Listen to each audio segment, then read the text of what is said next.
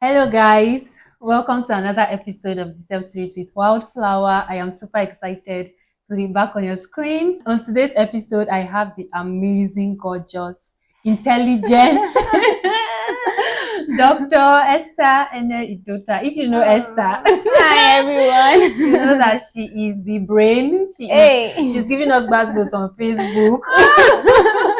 She is the mentor. She is everything, the spiritual, mentor, physical, relationship, every for today. We'll just be discussing. I want to get into Esther's head to get information for you guys. So No, I feel threatened. Yeah, thank you so much, Mercy. It's good to see you after a very long time. Like I'm very excited to see you, and I'm even more excited about this show. My name is I used to be Dr. Esther Idota. I forgot. But now I am Dr. Mrs. Abraham Idu. Love it. Did you hear it? Yes, Dr. Mrs. Abraham Idu. Itu. Yes, no. I did not trash my father's name. Sorry, my daddy. Okay. I'm a veterinary doctor by profession, but I did an MSc in bioinformatics, applied bioinformatics from Moscow, and I'm currently doing a PhD in molecular virology. So my research is on oncology. It's on viral therapy, where we use virus to manage cancer. It's another word on its own. Oh, nice. I'm the current director of Gender and Social Inclusion Carafika Nigeria, and I'm also the founder of ROAC Things and the convener of Revamp Boot Camp. I am very passionate about teenagers and young adults. I want to see them become better. I feel there's a lot that teenagers and young adults have to offer, but most times they just need the right people to guide them. They have a lot to offer, they have potential. So I'm passionate about reaching out to them. And for years now, God has been helping us do a lot. I'm a believer. I love God so much. I'm passionate about God and the things of God. Right. I mentor teenagers, young adults, and other people. Other aspect of my life, I do so many things, so I don't even know which of them to talk about, but I do a lot of things. I write, and did I tell you that I also make hair? That's another skill I do. It's a side hustle. Okay. I make hair. I write, and then I help to anchor online events. What you used to do for me, I do it for some organizations. You are such a bag of, I don't say bag of talent, but you do a lot. And sometimes I see your stuff on Facebook and I'm like, how are you able to combine all that you do, right? Because, okay, let's talk about you packing your bags and leaving us in Nigeria to the abroad, because it's like a wave thing. And I want to draw it from the fact that you have an organization in Nigeria, but you left for school, and then, but you're still able to manage. Your organization is still thriving. Yeah, I think even after you've left, your programs still happen. Yeah. How has it been for you? Like, the process to going over there? Why did you go? How did you go? Just take us through that process. Okay, so it's a very it was a very intentional process, but it was divinely arranged or divinely planned. Now I'm someone who I'm someone who whatever I want to do, I make sure that I seek the face of God. This is not me trying to be spiritual. This is my personal thing. I don't know about other people, but for me, I don't take any of my life so casual, any aspect of my life very casual. I make sure that I'm very intentional and I allow God to direct my steps. It's something I do, something as trivial or mundane as maybe, what should I wear this outfit or not? I even pray about it. I even where I should go or not to go. So, and when it came to the issue of traveling, it was something I never had a plan to travel out for my master's. I was so sure I couldn't afford to travel out for my master's. I was so sure about that. But I was sure I would do my master's in Nigeria. Then I was sure that I would do my PhD abroad, but not my master's. So I didn't even make any plan or even try or make any effort. I had already applied for a master's in Nigeria and I got an admission already. I was already processing it. I had paid my acceptance fee and everything. Oh. But I was praying. I've been praying about it. I'd worked at the place and I was aiming something, but at the point I heard it clearly that I should move. It Mm. was time for me to leave where I was. And one thing about me in my work with God is that God is very intentional about location for me. If I'm in a place I'm not supposed to be, I cannot prosper in that place.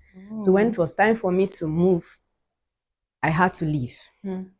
And then there was this day I was just having this conversation. I was just alone and having this thought. And I just heard it clearly that I was going to do my master abroad.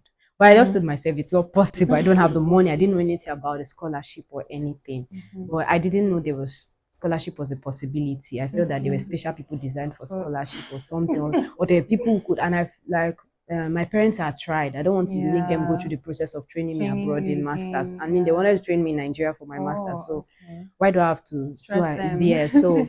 But then this my friend, a friend of mine, came in and then told me about the scholarship that I should apply, and then he guided me through the process of the scholarship, and then I got the first stage, and then I got the second stage, and then at that time, my master's in Nigeria had clicked already. They've sent me admission letter. I've paid acceptance fee, and I was ready to travel. I was already preparing. And then when I got the admission, COVID came, and when I Oh, got the yeah. scholarship, COVID came, and then it was looking like it was not possible. And then the both of them clashed. And Oh, then I was about to start lecture for the one in Nigeria, Nigeria. and then I had registered and started with the one abroad. So, and I was now faced with the decision of making a pick. I mean, everyone would think that you would definitely choose abroad or Abroad. something, Yeah. but I I thought will. about it. I thought about it. I was like, which should I go for? I prayed about it, and then someone was like, and it was during COVID. We had started studies, and people were not they were supposed to travel. We couldn't travel, and then the country was one of the country I think they were the third highest cases of Oh, COVID. So COVID. it was looking like there was no hope of us traveling. So people were like, Esther, just bone this thing. COVID is not going to finish, you're not going to travel. Mm. But and then they advised me that I should just go for the one in Nigeria. They said a bed at hand is It's better better than than 20 beds in 20 the in the bush. bush. At least I'm sure of this one in Nigeria. Yeah. COVID is not affecting it. But when I prayed about it, I was so sure. I spoke to my parents about it and they were like, am I sure? And like, what's the point of going to waste money in that place? I would travel all the way from Abuja here to there and spend money for house rent, spend money. And it's a full time MSc. I Oh, wouldn't have time to time work to or do all anything. of So I will have to things. depend On completely your on my parents parents again. again. So Yeah. I'm like, okay, I'm going to take this risk. And so I'm such a risk taker. I just like, Right. okay, no problem.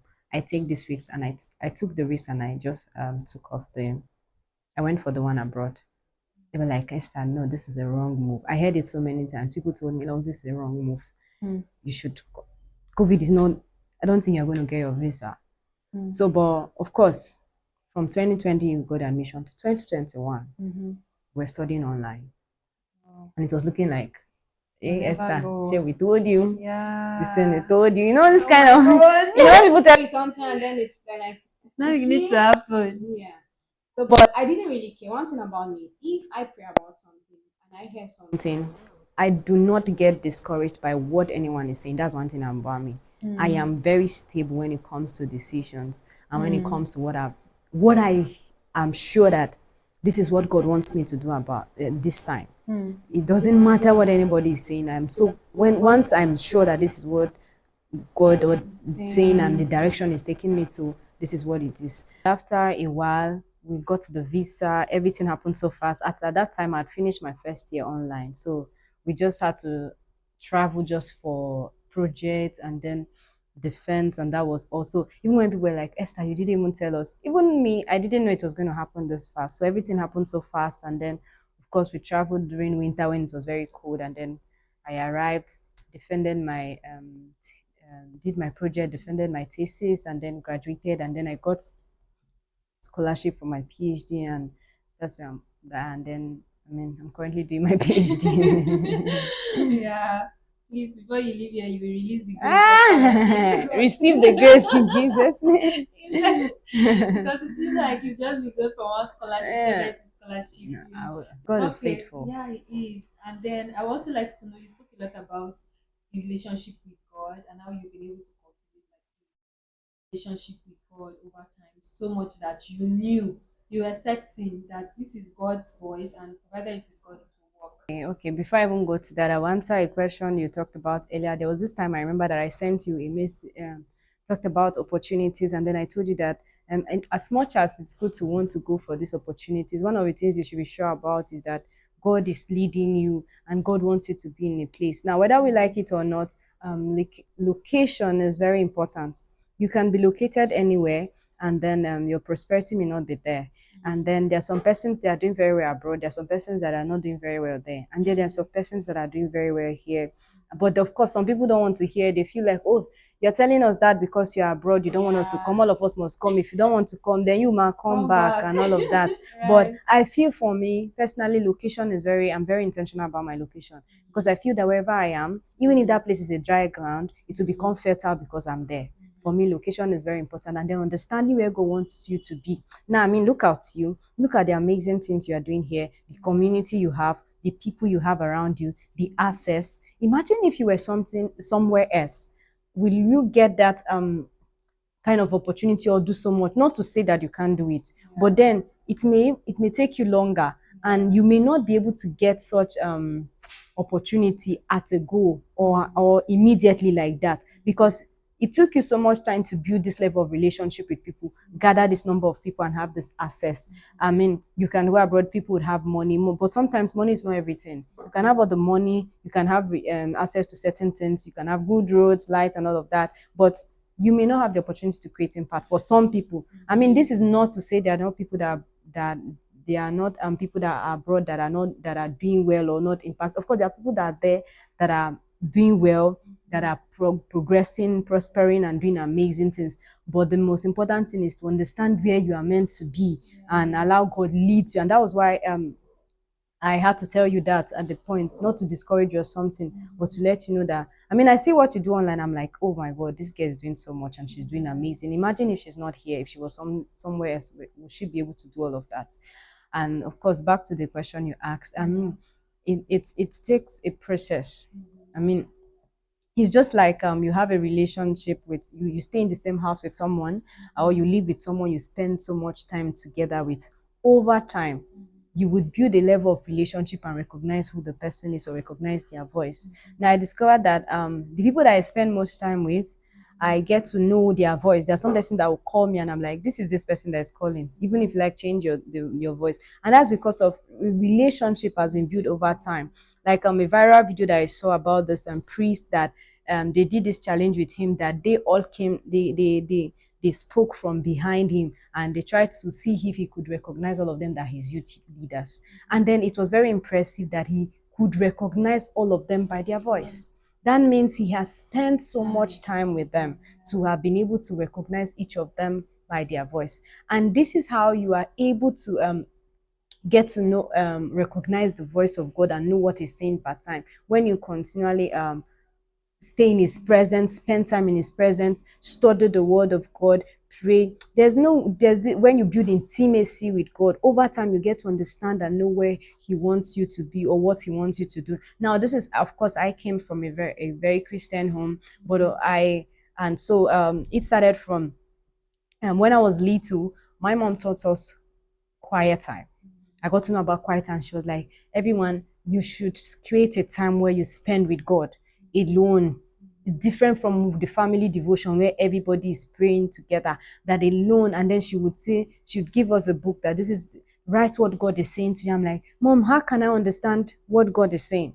How will I hear God? And she said, don't worry, you're going to know. She was like, just open the Bible, read something, that thing that ministers to you, that is God speaking to you. And when she said that, of course, as a kid, I didn't understand what it was, but of course I did it. I would just open the Bible and then I'll begin to read it, and consistently I discovered that I was beginning to learn something. So for me, that was where the process started. But I intentionally gave my life to Christ as a in 2008. And of course, before then, I for me, it it's not like I had a very messy past. There's this popular saying where people say you have to be messy to have a message. I personally feel not everyone has to be messy to have a message, because this has downplay some people's salvation. Some feel like my salvation is not salvation enough, because yes, because I didn't get had a messy past. I didn't do something bad, killed somebody or stole or did or do this. So some persons feel bad that, oh, I don't think when people tell very amazing story of how their life was very bad, how they did a lot of bad things and how God transformed their life. You don't have to be messy to have a story. In short, you not having a messy past is a message already that you can have that. So for me, even though I was from a Christian home, I had not given my life intentionally to God. So that happened in 2018. I mean 2008. And then from there it's been a process, and it's been from glory to glory. And for me, God speaks to me in different ways. It could be from just my personal devotion in the morning, me having to God, it could be a general devotion, but it's addressing a specific issue in my life. And so, because I'm sensitive and understand how God works with me, so each time I'm looking out for a message, God will speak to me even through a billboard and is addressing an issue. Like one time, I'm going through a situation, and then I see this girl holding a bag over there, and it's writing miracles happens everywhere, and then miracle is possible, and nothing is impossible. And I'm like, wow, this is a message for me. It was a message for me at that time, because that time I needed to hear God speak to me. And it could be like there was this time I was saying, God, speak to me. God, I need to hear. God, I'm going through something. I need you to help me. God, can you even speak to someone to me? And that moment I'm like praying, and then on my way I met my friend, and I went to her house, and I was in her house, and suddenly the mom was not supposed to be at home at that time. She came home, and then we sat down and we had a very long conversation. And it was like God was speaking to me through her. And then we branched to someone else's house that we are not meant to go, who just saw it and said we must go to her house. And then she's saying so many things. And I'm like, God, you were very intentional. So this prayer I was praying on my way to this place, this is answered. And that's how God speaks to me. So it's something that grew over time.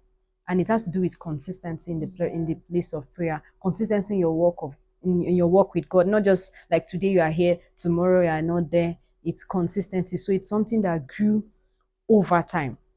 And sincerely, I found fulfillment in Jesus, in God. It's very sweet too. Just knowing that you're not taking decisions by No, yourself, it's that very, somebody is guiding your path, and it's a spiritual being at that. Do you get? yeah. Do you know how um Robert Emery always say God cannot mismanage my life. So you just know You just that if know it is God, He must work. it If it is must God work. speaking, He must And there's work. so much fulfillment. Like when we were, let me throw in my husband, married woman. So when I remember when we were recent and some days back, and then something happened around us, and my husband was like, "Tell me why somebody will say I should not serve God. That this God is sweet. Right. That imagine my life without God. That he was not saying I'm going to serve God, this God forever. It was like somebody like is somebody stopping you from serving God. You're like, I know, like God is real. Yeah. He is so real. There's fulfillment. There's joy. We're not saying everything is going to be rosy, because that's why people say they deceived them, that they told them no. But there's this joy you get when you know God, that even in deep situation, you are still smiling, because you have confidence in your Father that He's able to help you out. So there's fulfillment in serving God. And your life can't go wrong. That's the truth. But first of all, you don't have to come to God with the intention of getting from Him. Like, oh, I'm coming here. It's like Gabe is what I'm going to. It's like a transactional relationship. When you stop seeing God as a transaction, you must give me this or I don't do this. It's no longer a relationship with God. It's not like a It has to be transactional with the mindset of fellowship. than the Yeah, mindset of getting. Yeah. So it's and when you fellowship, you get. yes. Because I remember how I started, I did not really know you from school. It was Yeah. Peter Agada and all of them that knew you in school. It was Yeah. Facebook that actually, I used to hear about you. And then on Oh. Facebook So I'm a was where, celebrity. yeah, it was actually on Facebook that I started following you and seeing like what you were doing. And then when I finally got to meet you in person around like where we stay, and then spent a bit of time with you before you traveled, that was how like our relationship started. And before I'm able to now reach out to you to say, oh, Esther, I need support with this. Esther, I need to come Yeah. because it is because I have been able to like build some form of relationship Relationship with you, spend some time time with with you you. to listen to you talk, and I'm like, oh, this lady is really wise. And then you're seeing me and like, I think this is somebody that I can have in my corner. And then I'm able to say, oh, Esther, come on my show and you are here.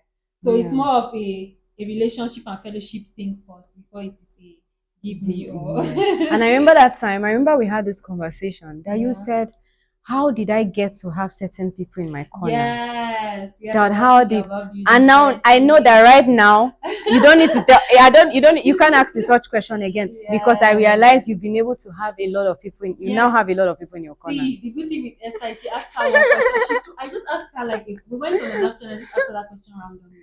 Esther took her time to break relationship building relationship for me. It took like it was like a course, a crash course. And it was from you. Even though I know that in school, when I want to change rooms, I used to pray that, oh God, please, whatever room I'm going to, let the person be nice. Nice. But I became extremely intentional about praying for my friends because you emphasized it that day Okay. so much. So thank you so much We had for to all. divert anyway. I just remember that Yeah, conversation. And yeah. I'm like, looking back now, I can see that I can even borrow some of your friends right now. Right. So if you see now, since I think she has been flaunting me and she was saying my husband, Hey, hey, that was hey. one of the major reasons why I brought her in. See, let me tell you, I used to be one of my mentors for, take your time, you don't have to worry, marriage will happen, those things. Then I wake up one morning and Esther has left us in the group chat and she has followed man. And on Saturday we all gathered and we danced, Yes, ate so rice, and yes, Esther is a married Mrs. yes, yes. Let me flaunt my ring. Congratulations once again, Thank you Esther. so much. I was on your website and I Yeah. saw, you said we should go to your website to go and read the story now. Yes, yes. But even though I've read on the website, I want to hear it. Hey, hey, hey, I okay. want to hear, your first, you were a very unbothered, I think from my lens, you were a very unbothered single. Yeah, you are correct. Yeah, I never for once saw any agitation of, oh, time is going, my age is whatever. You just took it, even with your message on social media, you just took it at your pace, and finally you are here. Yeah, yeah. How has the transition been for you first? And then we'll go back to why you were actually onboarded as a single person. Okay, okay. The Yeah. transition, I would say it's been seamless Oh, and nice. very smooth. First, I would say I owe it to God, Mm-hmm. then owe it to waiting on God, owe it to the people around me, and then owe it to meeting an amazing man. Lord. Because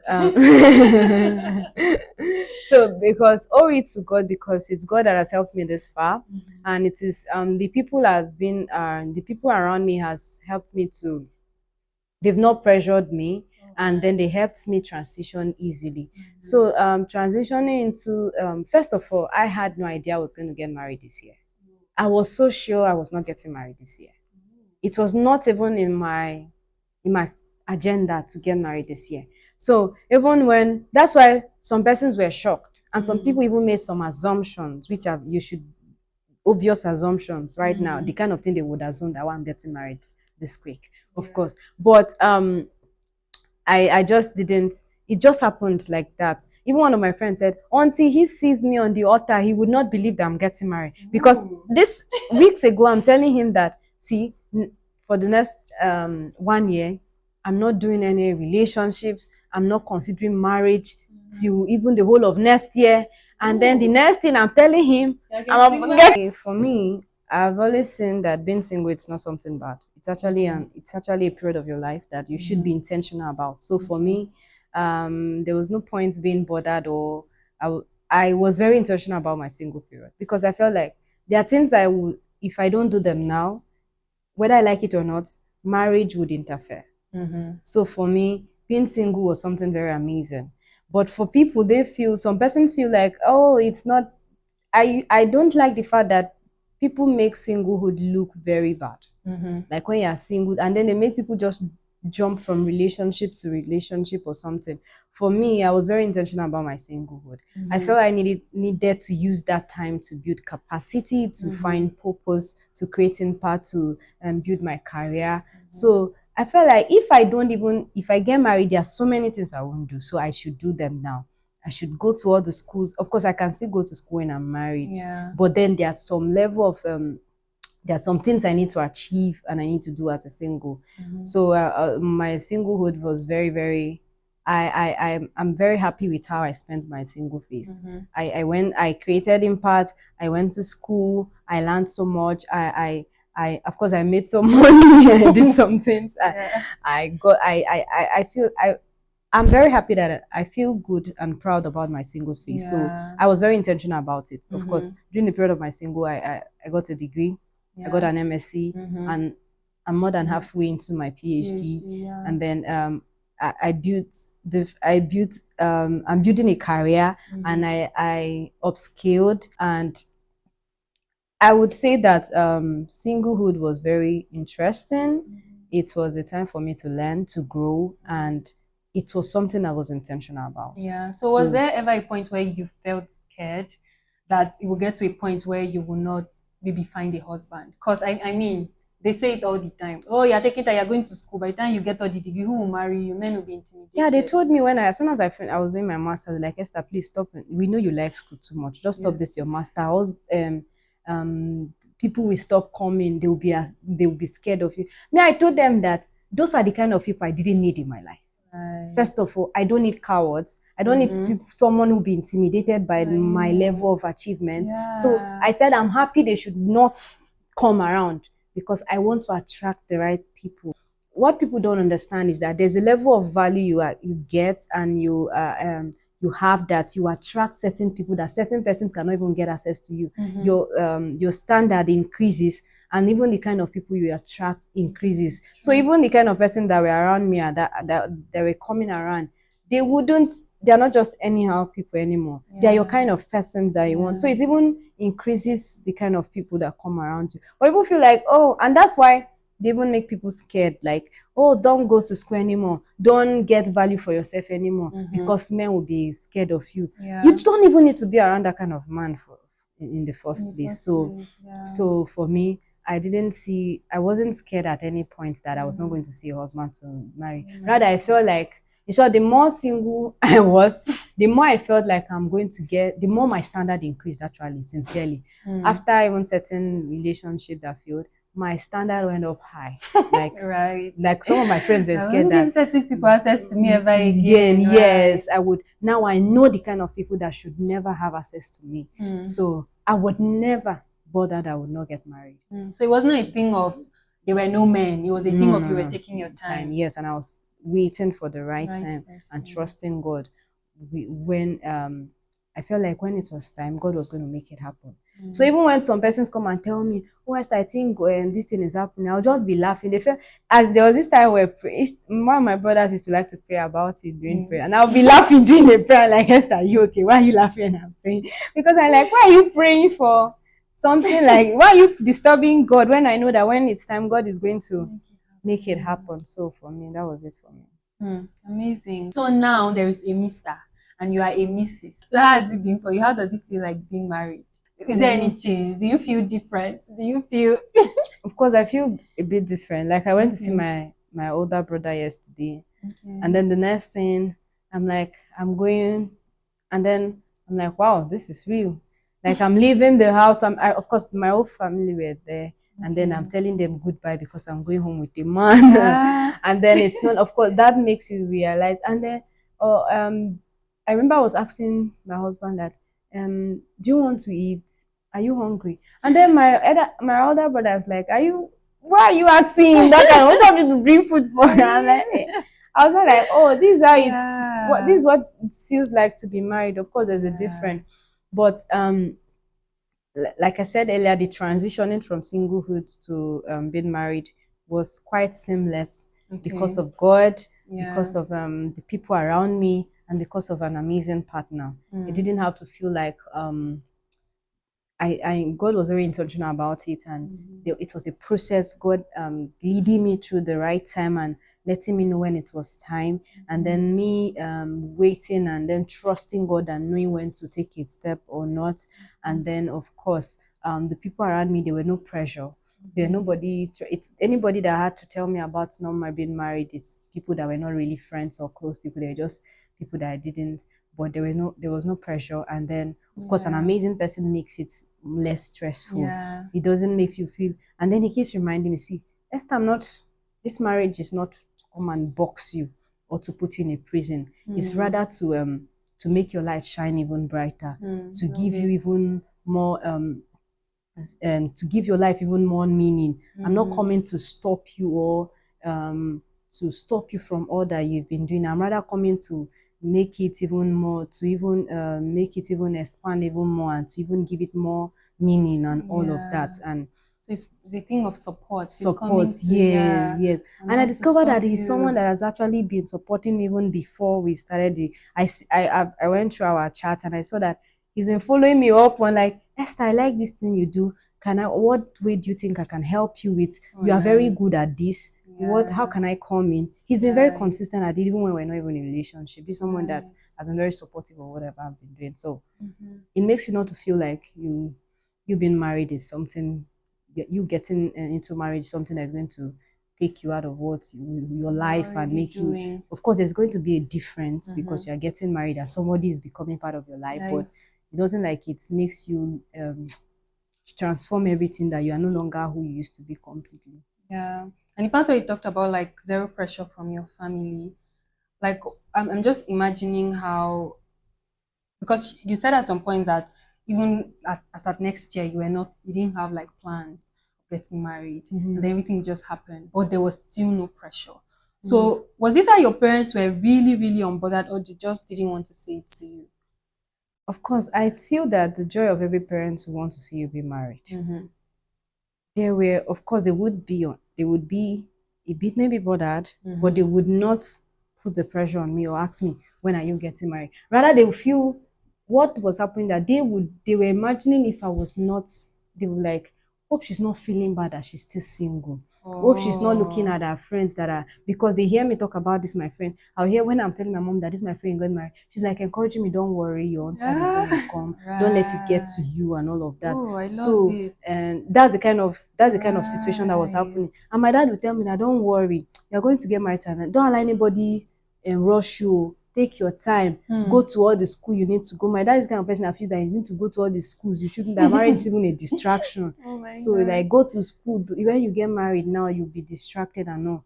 So they of course they were praying Yeah. and they were desiring it, But there was no pressure. Love it. But they feel that they were feeling for me, they wanted me to be married.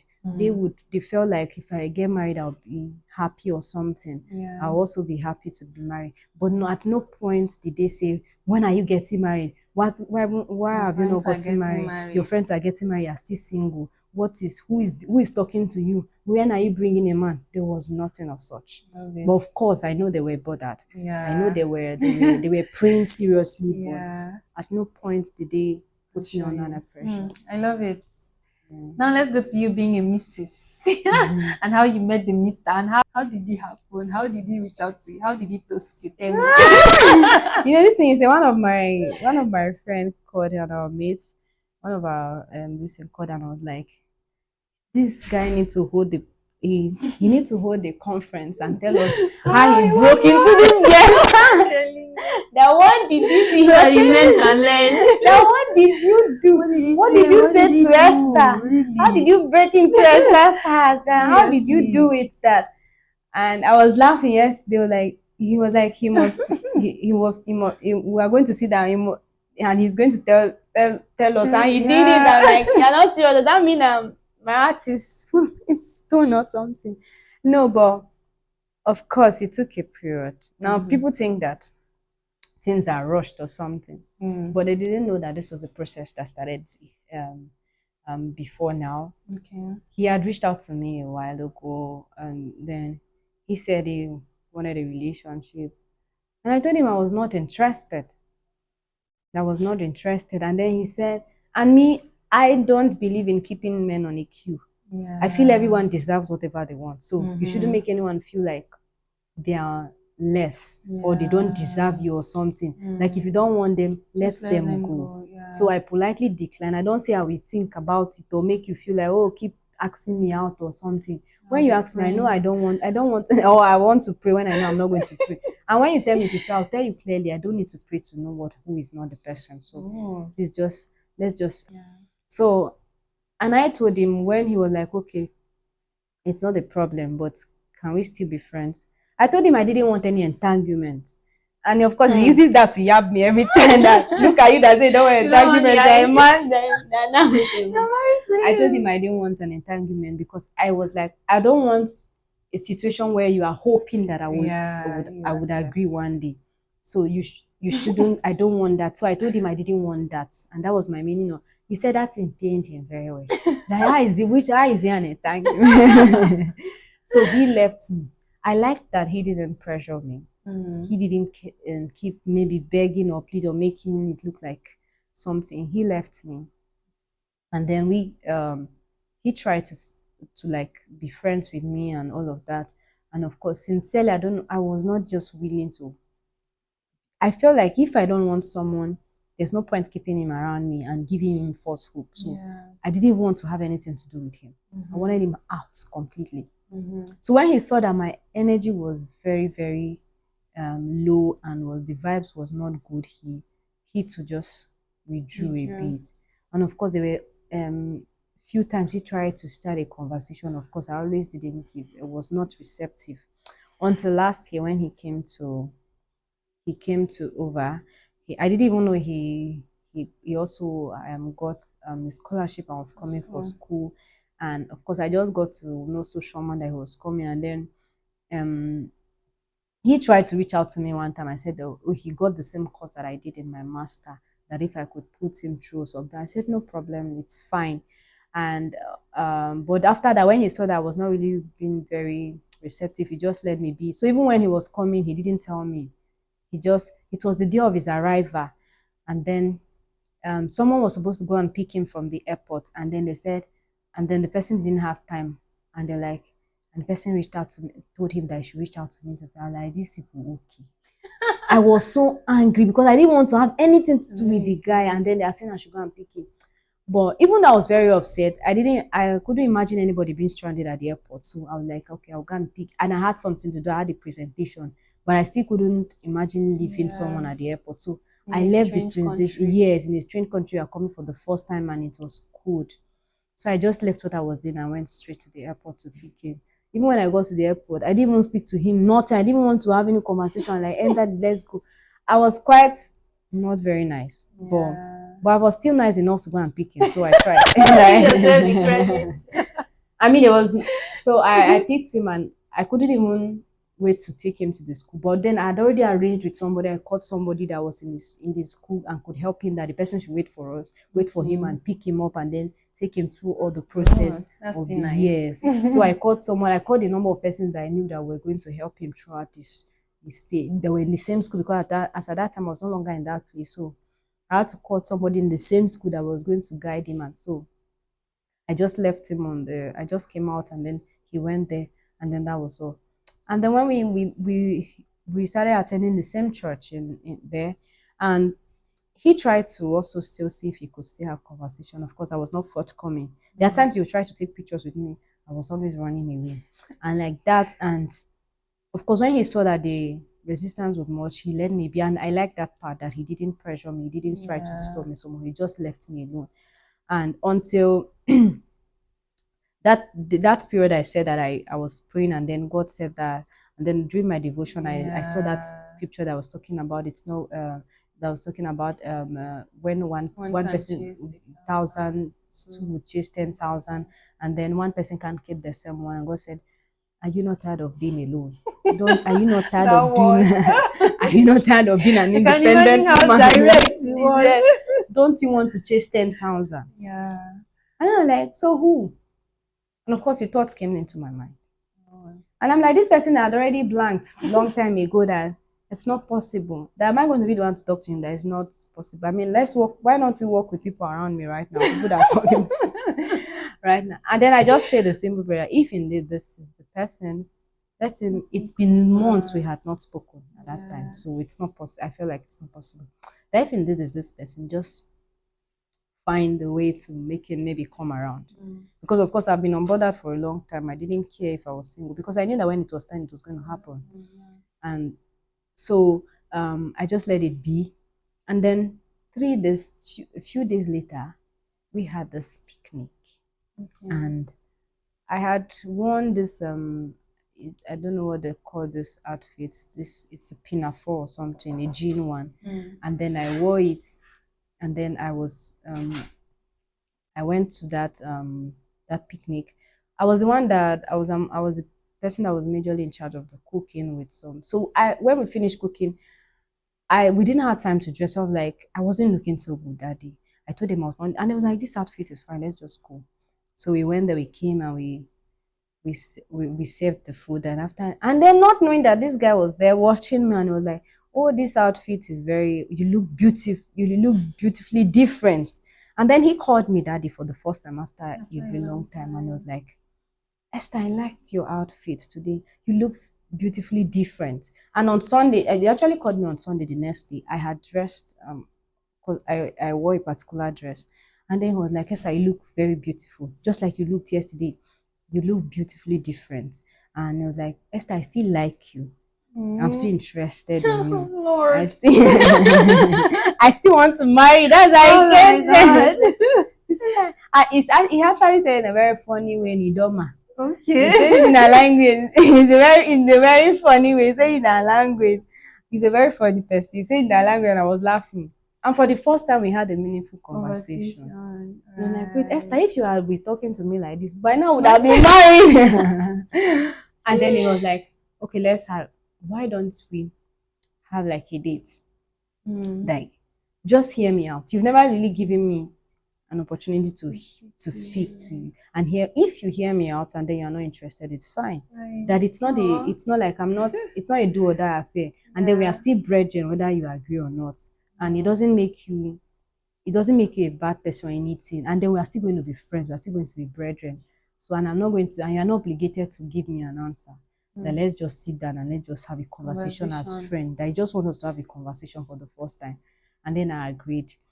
We went to this, and then he was like, okay, when am I free? And then both of us agreed to see on a particular day. It was just a very casual, just when it was like, okay, pick a place and let's go. And then it was just one casual place we went to because I came before him. Me and I keep, of course, it was Time. not intentional for him though.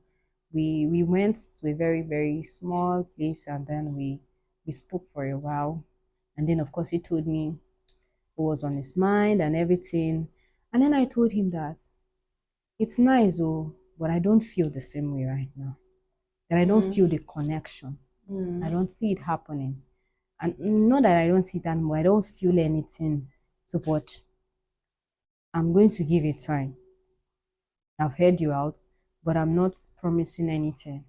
But I'm going to keep the conversation open now, Yeah, this henceforth. time. Yeah, Yeah. so, but I don't feel it. I'm not going to lie to you. I don't feel anything right now, but I don't know what's going to happen. But I'm going to keep the conversation open. They was like, okay, can we talk more often? I said yes, it was fine. And then he was like, so you are this nice, and when somebody see you are fine, you're looking like you don't smile, you're looking like one very serious person that nobody can even have access to. And I'm Yeah. like, it's a misconception. Yeah. I mind my business and people just assume about me. I just like keeping to myself most Yeah. times. And so I'm sure that's why you asked me how I managed to make friends with that. The way Yeah, I look, I don't look yes. like someone that will make Seriously. It's like friends. that first time I started talking with you, I was so shocked that you could just talk. You remember different things she said to me from life, different angle. And you would talk and talk, and I'm like, God, she doesn't look it. Yeah, you're like, how did I You make don't look friends? it. Yeah, it's the assumption. I just like to Yeah. keep to mind my business most Business. time. Yeah. So, and that was how we started Conversation. conversation. And he was surprised that me that said I was not feeling the connection. In how many days I became I saw myself becoming more attracted to him. The truth is that he didn't do anything wrong to me, but for no reason I just didn't feel Yeah. that connection. Even though he's somebody that I've known for years, he's very consistent is somebody that I can say that is an amazing person that's been consistent with his personality. Mm-hmm. And everybody that knows him can attest to that. We went to the same university, went the same fellowship. So people, it's someone that people could tell you about him like that. So after those few days, but for me, what I took home that day after that conversation, I decided to be intentional about it, Mm-hmm. to pray about it, to take time to think about it. I said this time I'm not going to be casual about it, Yeah. especially because I had had a discussion about it before. So I decided to speak to somebody about it, to my people that I look up to. I spoke to Pastor Jed, I spoke to Mrs. Grace, and so that was the first time I was doing that in a while. Mm-hmm. Usually, sometimes I'll just inform most of them that, oh, I'm not in a relationship or something. But I wanted to be intentional about this. And then I asked them to pray with me. And there was something peculiar I needed them to, that I had a worry about. I wanted us to talk about. So I spoke to them about it and I shared my worry and some things about it. And then Mrs. Grace, particularly, she asked us to pray. And then when we were praying we took out this time to be praying. Funny enough, we're not praying about marriage. Mm. For the next few distant weeks, we're just praying about our lives. Mm. So it was very funny. I'm like, this is one that I spoke to her, but why are we not praying about? So we're just praying about even our walk with God, about everything, the will of God. And every day I saw God giving us specific words. Mm. It was one of the most beautiful moments in my life, sincerely. I've never had to enjoy such fellowship. And it was over the phone. Yeah. We had it those period of time. We'd pray and we saw God doing things in our life at every point. We saw God answering prayers we're not praying about. That period too, she got another job at that time too, and some other things. We kept praying, and then every day and then she kept encouraging me that we should keep sharing the words we get, the the words of knowledge and like that. And Mm. there was this period I just felt this pressure. It was time to say yes to him. I Mm. had planned to wait till the end of the month, but like that particular day, it was like I was under fire. Mm. My laptop was there. I was working on my laptop, and then I felt the urge to stand up right now and go and say yes to him. And I Mm. pick up my phone. I'm calling him and like, "Are you okay?" I'm like, "I need to see you right now." It was in the night. He was like, "Are you sure?" He was becoming scared whether something was wrong with me because it was in the night, and I was telling him I want to see him at that time. And then it was like, okay. And then he was like, "Can you come? Because I'm very extremely tired." And I'm like, "No problem." He was so surprised because, I mean, it was late in the night, but I could not resist what was.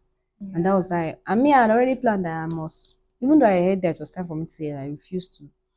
So I went with, we met somewhere that night and around 2 a.m. I did, 2 a.m. even the It's way the I, abroad. You people can go around. yes, yes. And the way I said yes to him was very funny. I was very indifferent. I had like mixed feelings or something. It was looking like I was not excited about it. It was Yeah. looking like I was compelled to say yes. Yeah. But he didn't even ask me.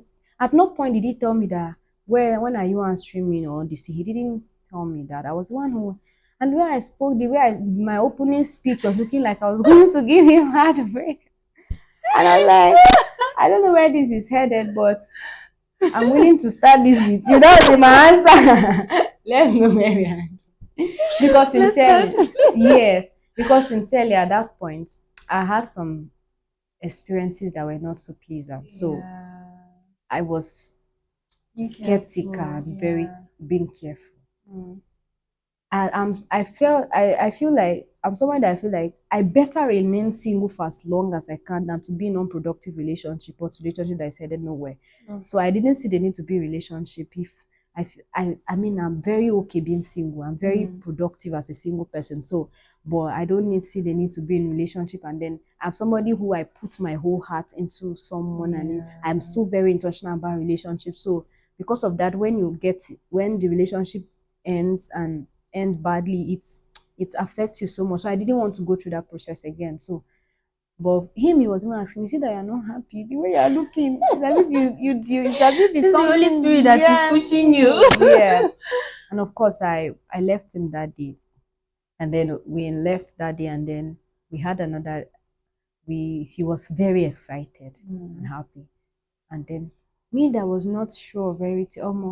it was me that was now in love. Like there was one Yeah. fire, and then we had another date, and then before you know, the relationship was moving so fast. Of course, he came with the intention of getting married. Married, I yeah. mean, me, I'd already told myself that this age I was, I don't believe in playing around or doing. If you're not ready, True. you are not You're ready. not When you're ready. ready, you will come. Mm-hmm. So everything moved so fast. People that were saying let's see where we're going. The next thing, we are saying wedding, and then that was how the relationship progressed, and then we prayed about it. We kept praying, and then we started planning the wedding. And then we are telling people in our life, "Oh, this wedding is Getting married. happening. We're getting married." I'm like, Just "Yes." shocked us. It was, of course, it was a shock to everyone. Yeah. Like, what is happening? Of course, there were some persons insinuating something and assume something, which is very obvious what I mean. But I'm like, it's fine, no problem. But Yeah. people didn't know this is something that started for a long time, Yeah. The and this was process. just the time. They didn't know this guy had gone through a process. With you. So Yeah. I would also like to know, like, you know how they say you need to get to know someone. So I feel like another fear with the age thing, oh, you are in your late 20s, you're not married, is because they feel like our generation, or not even our generation, people feel like you need to know people. You need to stay. You people need to date. You people need to go out. You need to learn his character. What if he's this? What if he jump in you? What if he changed? That kind of a thing. So you didn't have any of those fear. But is it because you had known him from school, or there is just this conviction that there is no need to take time? This is the person, and I'm ready for it. yeah, I know. Before I got into a relationship and I got married, I used to ask. Even before the period of that time I had, there was this period I had this intense prayer about my relationship. I said, okay, it seems I'm not taking this my aspect of my life serious, so let Seriously. me take it seriously. That was this year at some point this year, and I'm like, but how will I? I was like, how will I know that this is the person? And I told God, to see, in the next few months, I want to get into a relationship, and this time I'm not doing the next relationship I'm entering has to be in the marriage, Mm, and it shouldn't just be anybody. And I yeah. told God, see, whether I know you have sons, Mm-hmm. and you are giving me one of them, Mm-hmm. nothing less. That was what I Mm-hmm. told God. And I told God that this month, I want to be in a relationship with this person, with one of your sons. And of course, Mm, it was that relationship that month we started, even though I had not planned anything. yeah. So, what maybe because of not because I really know him Mm-hmm. or something. Now I used to ask, how do people know this is the person? See, Yeah. when I met this guy, there was this conviction I had in my heart and this knowing and this peace and acceptance I felt that was very different from every other person I had met at that time. Mm, And the confirmation and even is that other persons too, there was a witness in them mm-hmm. too with it, not just you. Mm-hmm. The hearts of other people accepted him too. And I feel like when it comes to knowing people, I feel like you can never know Can't know everyone. You can't people know people. enough. Even people you are living with in the You house, can't know your people enough, siblings, they are right? changing every day. Of course, it's Yeah. okay to find out about people. Knowing Yeah. that the fact I've known him before Mm-hmm. also made it easy. But that was even the reason I'd heard it clearly before that everything about marriage was going to happen so fast. They Fast. wouldn't know that, like, plan ahead, save money. I didn't listen to what I Mm. wish I did. So I would have like write a wedding plan, the way because everything's going to happen so fast. There won't be time to do, there won't be time to do that. But of course, it's also very good to also know the person you're getting married so that you don't meet surprises. Yeah. You know, because of the way I want thing happen, we didn't even have the time to ask like, what's your favorite this? What's your favorite this? Where did you? But when you meet the right person, there's this click, this connection that Synergy. happened, this synergy. Mm-hmm. You know, we two of us kept saying that we are lying. He used to say that he always use this. He say me and you na good combination. Everything they are lying. Like see, we they are lying. Are you not seeing? See, two of us I I think bomb. his humor level fits No, you. no, no, it's very. Say, two of us na good. God, they sabi combine Seriously. you. That's what he used to say. He say, see now, we are lying. Everything just I align. love it. So he's that kind of that was what happened. There's Yeah. this alignment in vision and everything. So Mm-hmm. there's this peace, there's this convention, Mm-hmm. and the fact that I knew him before Yeah. also contributed, but that wasn't even the reason. Yeah. Because there are other people that I'd known for years Mm-hmm. that was so sure. I'd known them on a very close level Mm-hmm. for years, and I was so sure they were a nice person. But when we came close together, And I I saw see something that. very different. Yeah. But him, we're not even close all these years. We're Mm-hmm. just people that I knew from very from distance. We had mutual friends, but we were never close. So it was even, I even had more reasons to spend time to know him because Yeah. I'd never known him on a close level. So it's that conviction, that peace, and that alignment, and even the acceptance of people around you. But of course, that acceptance of people is not what determined it because in the end, it's I just feel you and the like you person. had it had taken and the process that you had taken Yeah. until you said yes was Yeah. enough confirmation Sure for you for to you. even to know Yes. that Yes. this is it. I'm so happy for you, Esther. You don't even know how much. Yeah. When Thank you I saw so the much. way you're dancing on Saturday, I'm like, oh my god, when you come into your peace, when you come into the right Telling you. season, it just makes sense. Everything, there's no pressure. You're not scared of what you're meeting inside because you know that God is on this one with you. Yes. Yeah. You're not scared. Yeah. That's the word. You see in that you see in that website I wrote that he's somebody that was so sure of committing my future. For the first time in my life, I was sure Yeah. that I was committing my The future to the right future. person. Yeah. I was not second guessing. I had no fear. I didn't know how I could have this confidence in this person that I was sure this. There was no second guess. There was no fear in my heart. I was so sure that it was him, Right. and my future was very secured with him. Love it. Congratulations again. But before we wrap up, I want to ask you and your husband planned a wedding from Moscow is where? Russia. Yeah. From all the way from Russia. You guys just came to Nigeria and sealed it up. How did it happen? And people did not do audio. I thought people were going to do like, you know how they used to say a representative will stand for you, the man and the woman in Nigeria. And then, you guys are watching over. You guys planned your thing and the wedding, guys. Maybe I'll try to insert one or two clips in this video so that you guys can see. It was superb. The white wedding I attended was great. I enjoyed every bit of it. How did you manage to pull that? It's we have to owe everything to God first Yeah. because it was people were wondering that, oh, you people said you didn't have time. But you Yeah. did something that perfect. I mean, Yes. they saw our track, like, Esther, when did you have Your time to sew this dress, outfit? When do everything. you have to do all this thing? People didn't know that we arrived on the day of our traditional marriage. Ooh. So you can imagine we arrived in Nigeria on Friday. On that Friday afternoon, we're traveling to Benue. We arrived, we couldn't get to into our place earlier. We had to stop in Makodi to sleep, and then early in the morning we're on our way to the village. And when we got to the village in the afternoon, the trad was that day. That day. We were just I had not tasted anything. So when we were saying God. that you don't know how to dance, I'm like, if you know how my legs were shaking, I had not eaten for 2 days, you would know that My God. why I didn't have strength to dance. And we just arrived and we were rushing, and then I was like, okay, start dressing. People were already waiting. When I arrived, then they were already our guests were around already when we arrived to the village, and then we started everything. But of course, one of the things that made it very easy was we had people, and that's one thing. The gift of men. There were Yeah. people in our lives that were willing, our friends, our family.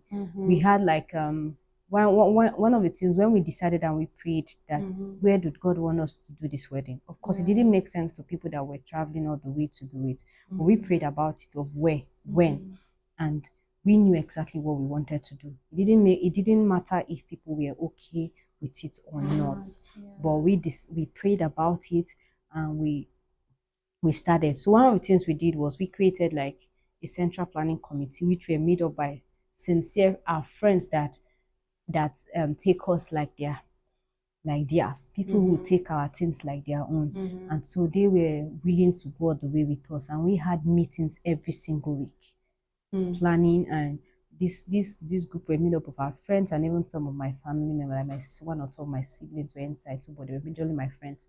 And then we created like different worksheets. We divided the weddings into different sections. What was supposed to be this, maybe who, and then we gave everybody a responsibility. Oh, you'll be in charge of getting the vendors. You'll be in charge of this. You'll be in charge of logistic. We had a central planning chairman, which is Dorcas. That's Slim Dorcas, and she Oh, did an amazing job. amazing. And then So we well. had like the person we were interfacing with the vendors, which was the other Dorcas. So every week we did updates. We had meetings.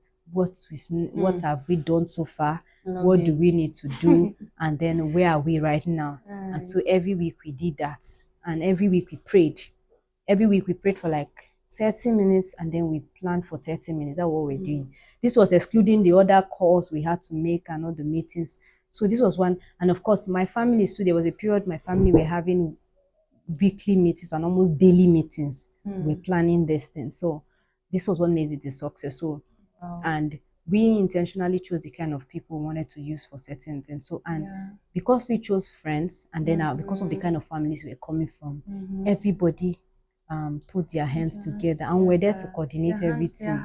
Yeah, they had these were people that they donated the same. I'm sure you saw the Dorcases, what they were doing. Like they could handle everything. I didn't interface with like most all the vendors for the wedding. Me and my husband didn't interface with them.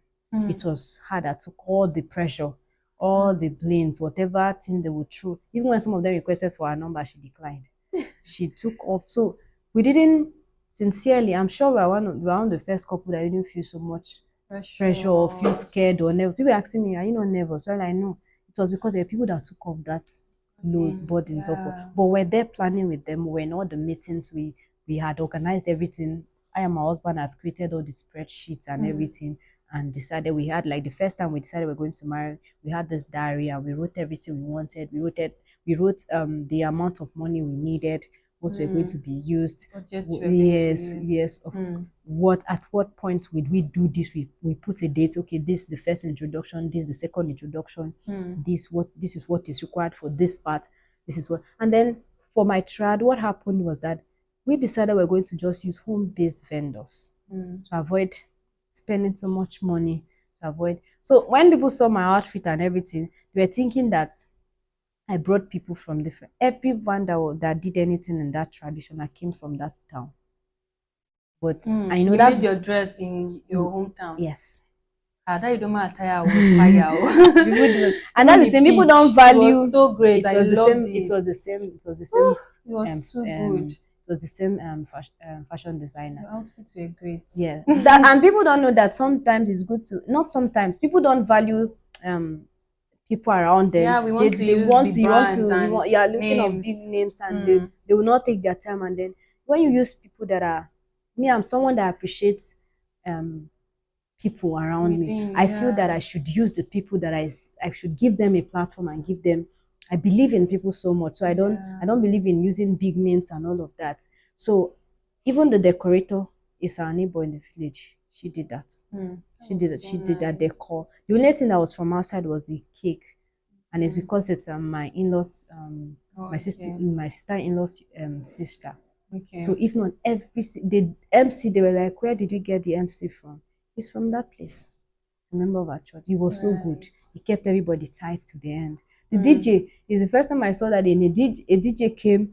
A DJ was there even before the occasion started and played music from the beginning till the end. And even when he was not aware of our commission of not using secular music because of the people that people that they didn't get time to take. But as soon as they told him there and then, that guy fell in line. Nice. It's not like all those ones that even when you give them playlists, they're playing what they like. But this one, as soon as we told him, I don't know how he did it, he was able to get the right songs instantly.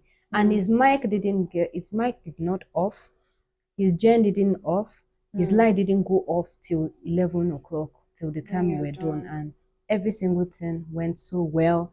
The food was more than enough. Everyone that was used was from that community. Oh my God. And I ate on Saturday. I ate well. I had enough to eat.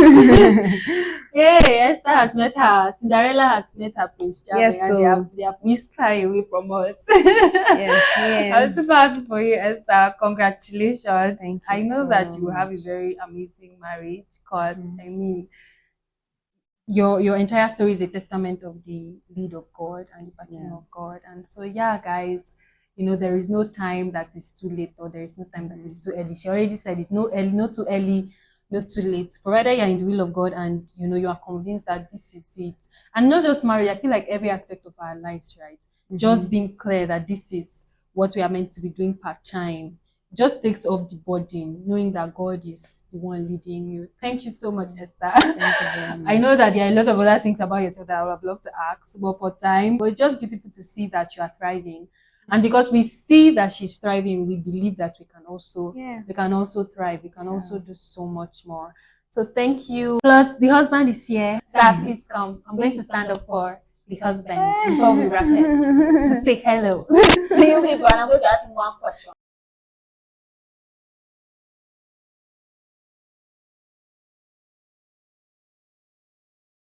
Congratulations, sir. Thank you. I am so excited for your union. All that Esther has shared has just shown how God has like, how does it feel to be a husband to our beloved Esther, Dr. Esther?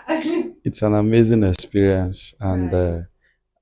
I've loved every bit of it. Looking forward to a more rewarding relationship. She's an amazing woman of God. How's the like wedding plans and everything for you? I know that the same men are not very like involved. They don't like the stress, but how was it for you? Did you enjoy it? Well, I use this as a template. May not be 100% perfect, but when you're marrying, there are key things to look out for. I describe her as a support system. She's an enigma. She's a movement. Child. Yeah. She's a movement. She's a movement. Esther is a movement. Like, I don't know how she's so engraced with a lot of talents, a lot of skills, the human coordination. She did most part of it. I was on the background supporting and then sharing my ideas on, okay, why want to do, can't we do it like this? Can't we do it like that?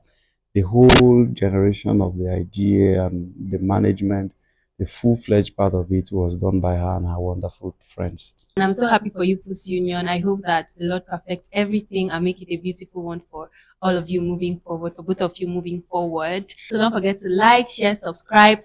Don't forget to follow Esther on Facebook. She's more active. Why are you not active on Instagram? Shall I ask that one another time? She's more active on Facebook, Esther Dota. So you can follow her for all life tips, everything you want to learn about. Now that when she was not married, we're getting singles tip.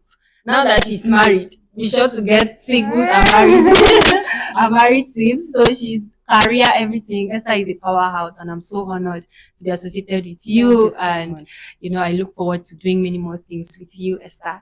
Okay, guys. So thank you for tuning in. Stay blessed, and I will see you another time. Ciao.